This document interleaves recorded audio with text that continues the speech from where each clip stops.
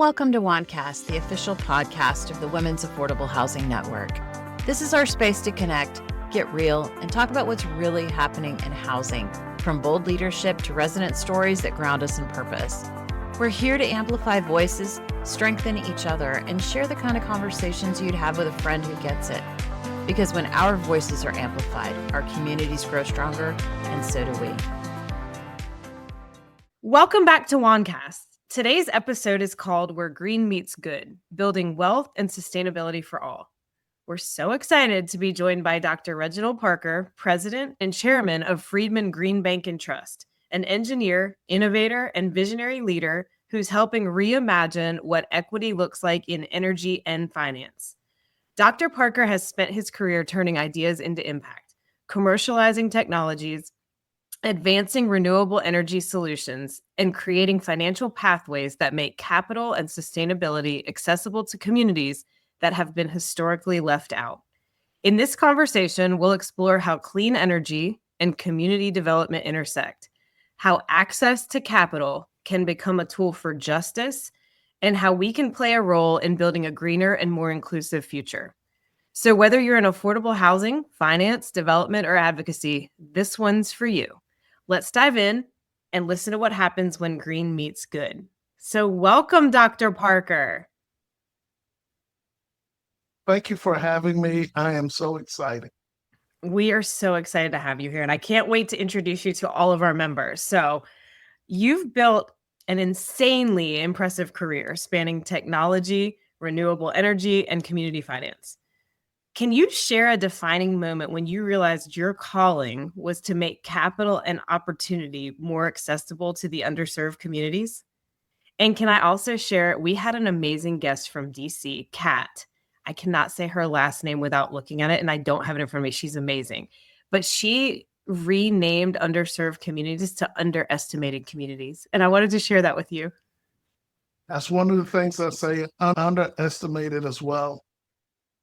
I can't say that there's one defining moment, but I can say that there was a point when the pimple needed to be popped.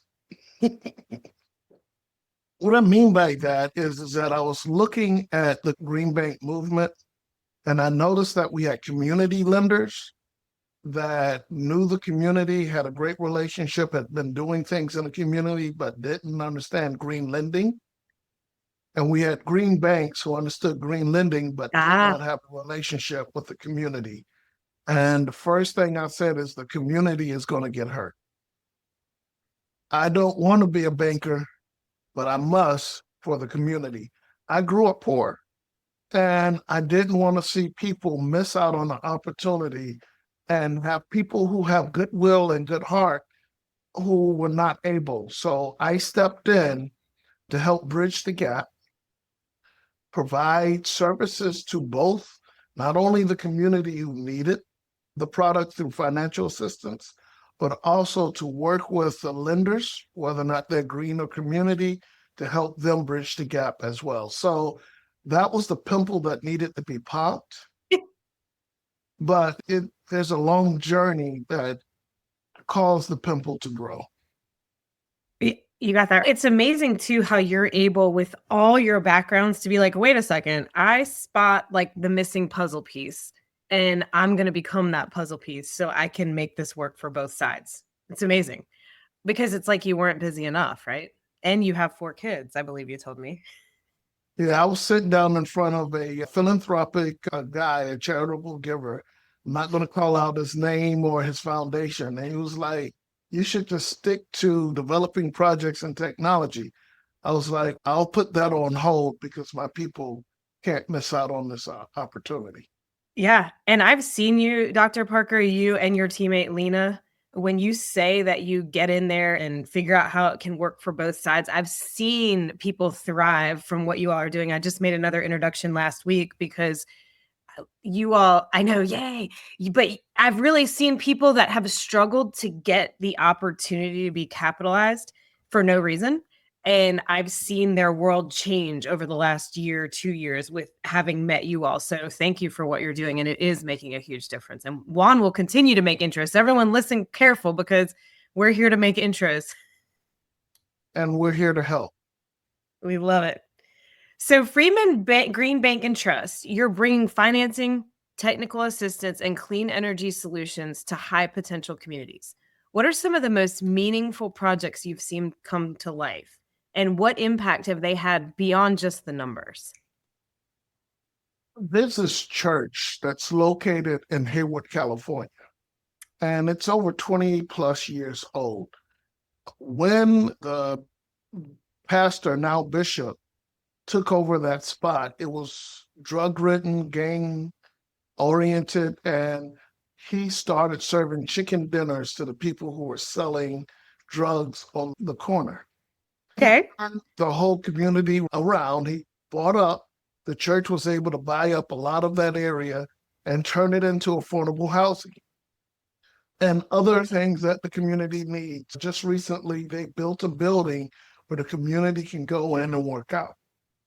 Ah. We're financing solar, EV charging, electrification, and storage at that church. So why all of these different things? The solar will lower the electricity bill, but also to power the EV charging. Turning everything over to electric, given that there's enough power being generated, it actually stabilizes the price. It doesn't go up and down based on the cost of gas. So it's a lot more predictable. But putting the EV charging is a game changer. Most of the EV charging was in the north side of Hayward. When people came to the church, they would have to drive 5 miles to charge their car. Now they'll be able to charge not only in that neighborhood, not only right next to the neighborhood where there's a major highway, but for people who come to the church as well. That is creating revenue in that area that's able to pay for the solar and the electrification. The organization that's behind it is called Green the Church, and they call it a revenue generating microgrid. So it's a microgrid strategy, but the revenue generates and actually helps to reduce the risk of the loan, and the money that this church is making, they're redeploying it back into the community. I love this. That's a gift that will keep giving and is impactful. You're talking about a church that is now able to have a larger impact on its community, where it was an EV charging desert. It's a low income, but made affordable area. And this just actually pumps up their impact all the more. So I'm glad to be a citizen to help that activity. Yeah. And I love how the start was welcoming everyone in through dinner. Like, you're still welcome here, but let us influence some of your decisions, maybe. And you said that movement was called Greening the Church? Just Green the Church. And it's about 15 years old. They've been doing this, and now they're working with capital allocators like Friedman to do these projects across the U.S. Okay. And while we're on that topic, because you mentioned California, I know you live in Atlanta, if I remember correctly. So where do you all do business? And if I also remember correctly, if you don't do business in that area, you have a network that you can make introductions to, like you're bringing the Green the Church across the country. And we're very friendly in our office, so people are saying hi. Good. Enjoy. How you doing, sirs? Let me say this. In terms of, we work in Georgia, we work in Alabama, Mississippi, Arkansas. Okay. But Green the Church works nationally. And we did that project because it's a kickoff project for all of what's going to be happening across the U.S., as well as with 100 churches in Georgia. So we did that project in terms of a bridge loan.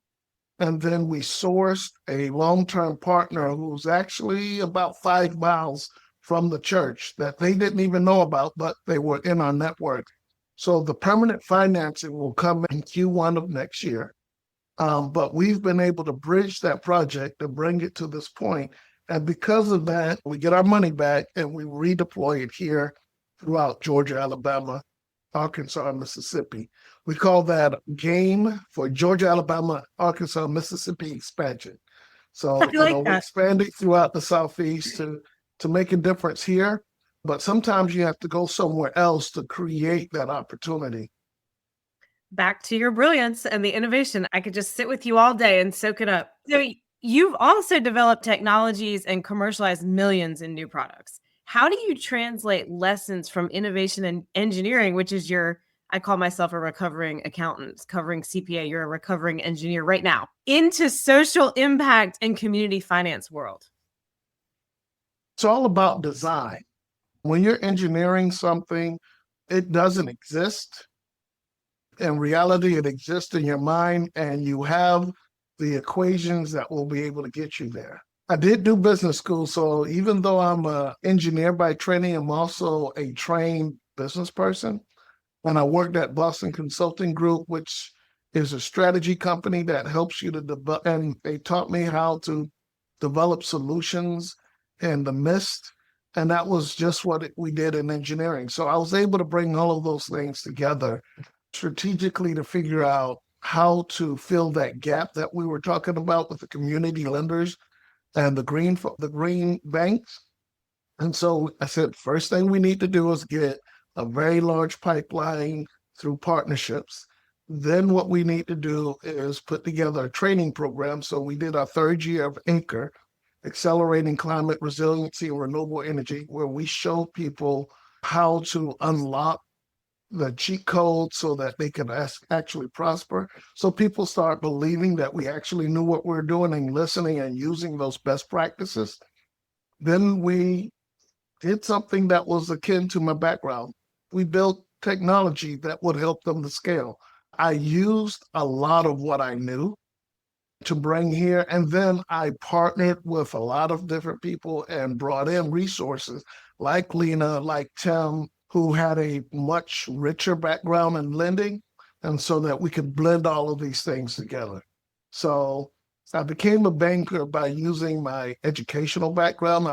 I'm a former professor, and using my engineering background, but also using my business background from BCG.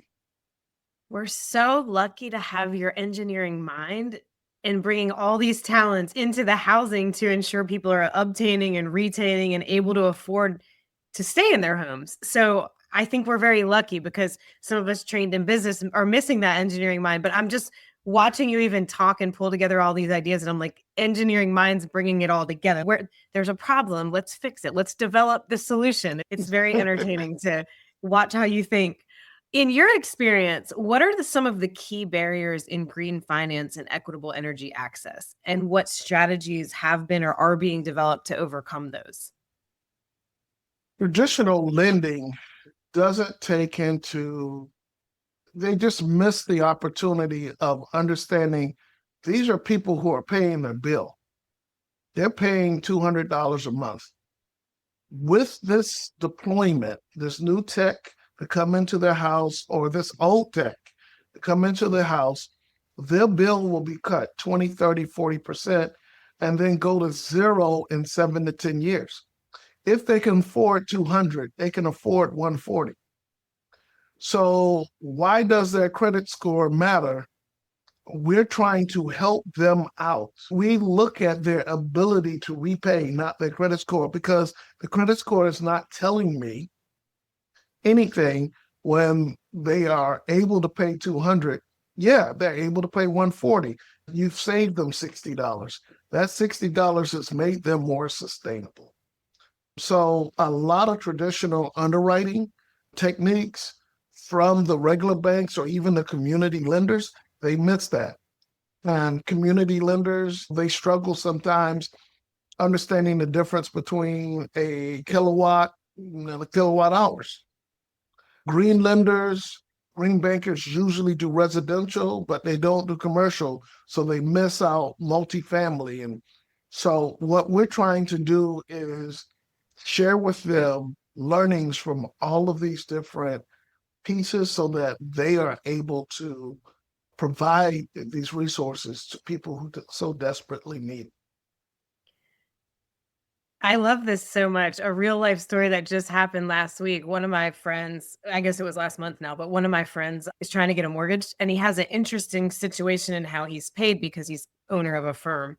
And so he said, I feel like you basically have to prove you don't need a mortgage these days in order to get a mortgage. And like you just Right. said, credit scores history, if they're paying now and this can help save money, they can definitely pay the lesser amount with these new technologies.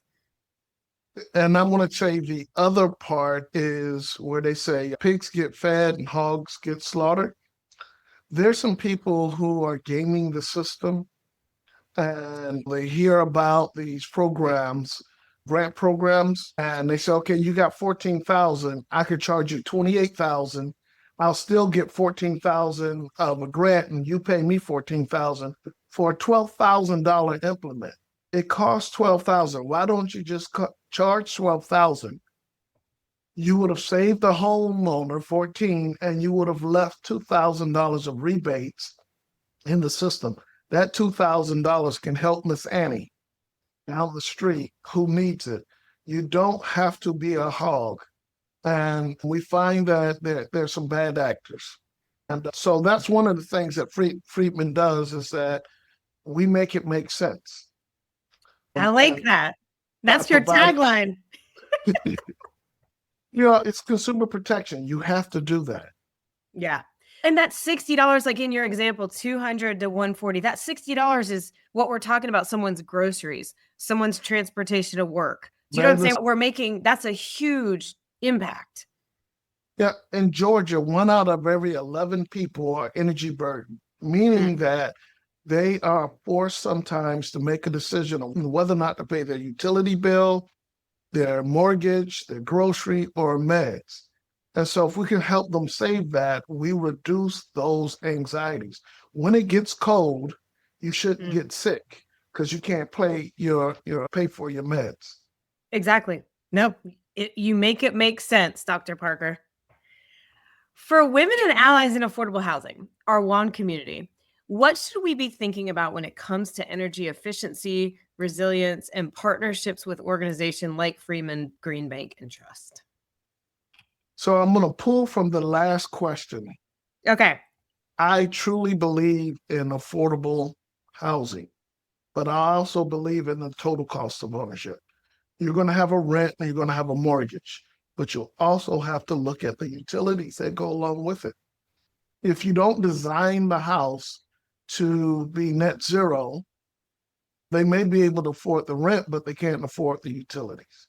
So both of those numbers together, they have to, as you said, make sense. And so you can design a totally affordable house that drives the impact that you're looking for. And a lot of people say the upfront cost is too high. Nobody pays the upfront cost, they finance it. So you should look at the impact of the financing. So you have a house that's net zero, but designed to be affordable. And when you look at the bill, it may be $500 a month cheaper to do it that way. And then when the mortgage is paid off, you own not only your home, but your energy.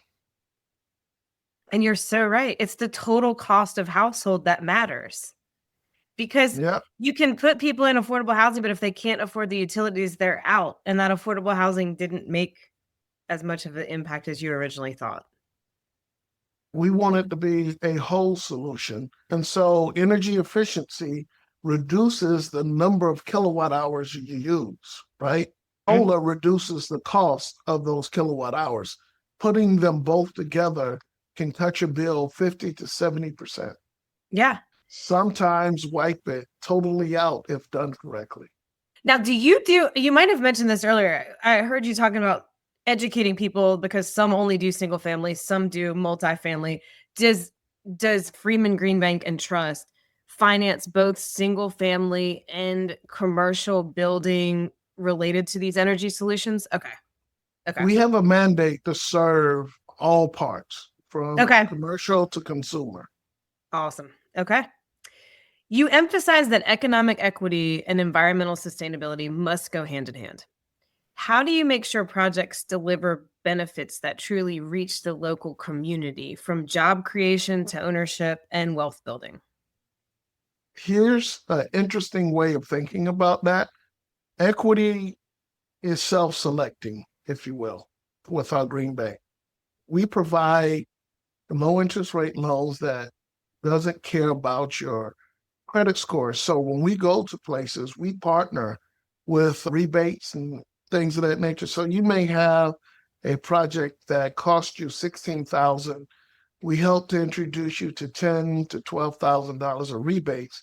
Now you're at $3,000 to $4,000. Folks that have it don't want the interest rate and just will pay it off.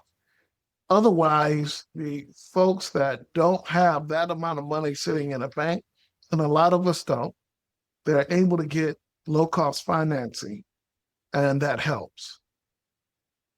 So we are able to reach people who need these services through our partnership and networks with contractors, and as well as with organizations like the Georgia Environmental Finance Authority or Atlanta, Weatherize Atlanta, and other municipal programs. So we look for as many rebate incentive programs as possible so that we can give that to the individual to reduce the overall cost.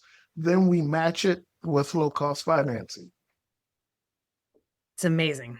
This is just so good to hear. So what project or initiative are you most proud of other than the church in California, unless that remains the pinnacle? And what ripple effects have you seen from your work or that work? There's been a few things that have moved me that I've been a part of. One is putting solar on schools and police stations and fire stations throughout Washington, D.C. Another one was building the first African-American utility scale solar farm in the country. Tornado came through, the nukes and the coal was down, and I got a call from Dominion Power and said, can we turn your solar farm on? The people in that neighborhood need energy. And the day after the hurricane, those people had the sun and the power from the sun through its electricity. Amazing. That made me smile, of course. Sure. So things like that have had a tremendous impact on me in terms of energy independence, energy resilience. The way I think about it is this. People used to live outside, then they got homes to shield them from the harshest part of the weather, not everything. So then in the 1800s, electricity helped to make that home way more sustainable by providing heat and cool to moderate even the non-harsh part of the weather, just weather in general, which kept them alive longer. It created sustainability. Now we are creating sustainable energy, which creates a sustainable household, which protects people from A to Z. The reason being is that we've learned that this energy that we create, if it's not sustainable, it will seep back into our natural habitat. So why don't we do it the smart way? So we've been making progress as humans. And I think that this evolution, this energy transition, is the next part of our evolution. And you just continue to make it make sense, Dr. Parker. As a visionary leader, how do you balance your bold, long-term innovation with the practical realities of deal-making, risk management, and execution? There's a good marriage of your business background and your engineering question. I'm going to take a left and do it a different way. I have hired some of the best people that you can work with. And they tell me, come up with the bright ideas. Let us work on the execution. They're smart. Oh, I'm smart to listen to them. So that's how I won't come up with something that is unique, but I need people who are unique to help refine it and talk about how to deploy it. And if it's not the people I hire, it's the people we all know that help to work it through. An amazing team, right? Nobody can do it alone. If you want to go fast, go alone. If you want to go far, go together. There you go. And I know some of your team. I've met Tim and Lena, and I could not agree more about the powerhouse that you've got. Those are the only two I've had the pleasure of meeting so far. Looking ahead, what major shifts or opportunities do you see shaping the next 3 to 5 years in clean energy and equitable housing finance? The need for housing will continue to increase. And if we don't pay attention to the way energy is being developed, the cost of energy will increase as well. So we have to figure out how to make all buildings, not only the dwellings, our homes, energy efficient. We have to look at other things that are going to make us energy efficient, or else it will become too expensive. So some of the things that we're looking at is we've created an organization that we think is timely, and it's an initiative called Power, Partnerships and Opportunities for Women at the Intersection of Energy and Real Estate, Boom. POWR. Because when we look at the federal layoffs, it's affecting women way more than anybody else. And so that's a bad thing, but it's an opportunity for the women to work in affordable housing, which is going to be a growth area, and energy, which is also a growth area, creating a private sector solution matrix. And we're putting together those pieces. And right in the center of it is organizations like WAHN and RISE, but specifically WAHN, because you guys are the heart of affordable housing. And we're bringing in energy partners so that together, again, we want to go far. We can do this. And we know that right now, the people who can make the most impact are women who are interested in that in the interaction between energy and real estate. It feels so good when you said that WAHN is the heart of affordable housing. That felt so good to hear. Thank you for sharing that. And we are so excited to watch what you all are doing with Power and help in any way possible. On the flip side, how can WAHN and our members support the work of Friedman Green Bank and Trust and be part of this broader effort to build wealth and sustainability for all? It's the beginning of Power, partnerships and opportunities that we can work together. If it's not mutual, it's hard to see how this is going to be a solution for everybody. There's a rapper, I usually say a contemporary folk ballad lyricist out of New Orleans. Okay. He says that if it doesn't make money, it doesn't make sense. And we're talking about working together, making money together that are going to save people's money, is going to build people's wealth, is going to give people jobs and create new businesses. It's an economic development generator to do this, not only for the women who are going to be leading the businesses, but for the people who are going to be affording the houses. If you put together communities correctly, the work, live, play becomes an engine in and of itself. And so I could see women creating strategic ways of life that, because of their lived experience, their ways of thinking about community, I think needs to be a big part of this conversation. I know that the way that I think about community is different than some of the places that I've lived in. And so as we blend these things and learn and iterate, it's just going to make for a better tomorrow. So over the next 3 to 5 years, I see kind of like a marketplace of opportunities that Power, WAHN, and others can bring together a solution and use the Southeast as a pilot that can become a nationwide movement. Woo! I love hearing that since I live down here. Leading the way. Well, we know where you are. That's the reason we're the pilot, right? That's right. Leading the way. Dr. Parker, this has been so fun. And before I let you off the hook, you're just so wise. I just want to know, do you have one general piece of advice to share with leaders and emerging leaders of WAHN, both women and allies? It can be the advice you give your kids every day. Whatever. What is your one piece of advice? You have to go out and try, because either you win or you learn. Win or learn. I didn't hear lose. You win or learn. Right. The losing is when you don't win or learn. And that's not something we allow in our household. We want people to go out and try. We believe that imposter syndrome is something you should leave in your past. You are where you are for good reason. You bring in a new dimension that's needed at the table that wasn't there before. And without you and your voice and your thoughts, we will end up with a narrower solution that doesn't work for a broad number of people. And I'll give you one key example. And this is as real as it gets, right? Yeah. I'm a professor at FAMU FSU College Engineering. Okay. And I'm going to show you something. You'll be able to see it. Tell me what's on the back of this. What color do you see blinking? I see green blinking All on right, the back of your watch. So green blinking on the back of my watch. It's able to take my pulse, my oxygen levels, but if it was red, it will read wrong. So when I went into the bathroom to wash my hand, the light was red. And when I washed my hands like this, it will turn off because the melanin in my hand, red, gets absorbed by it and it doesn't bounce back. And so if it doesn't bounce back, it doesn't think anybody's there.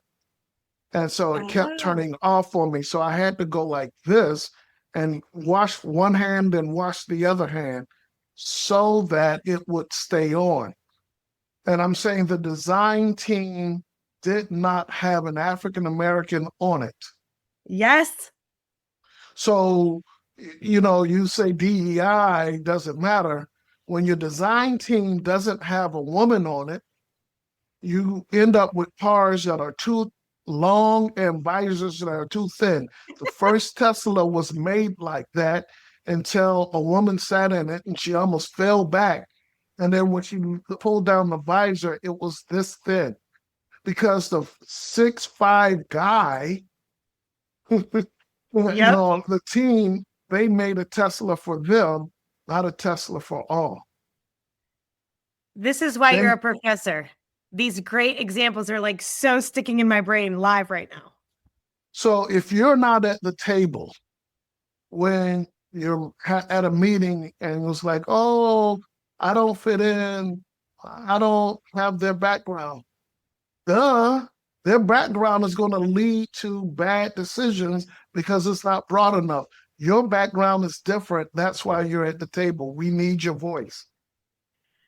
I love this. And I have to reiterate, because when we do surveys about what kind of training or education WAHN members want, it's often around imposter syndrome or not having the confidence gap. And what I just want to reiterate your very wise words, because Dr. Parker continues to make it make sense across all worlds. You either what or learn. Win or learn. You either win or learn. There's no failing. There's no losing. I love what you're saying. So show up and share your voice because you either win or learn in the wise words. The confidence is that either you did it or you will learn how to do it better. Right. So that's where the confidence is. I'm going to learn here. That's the worst thing that can happen. Right. I'm going to learn. I love this. Right. I love this. So as we close the conversation with Dr. Parker, I'm reminded that innovation isn't just about technology. It's about people. It's about who gets access, who benefits, and who's invited to the table when we talk about building the future.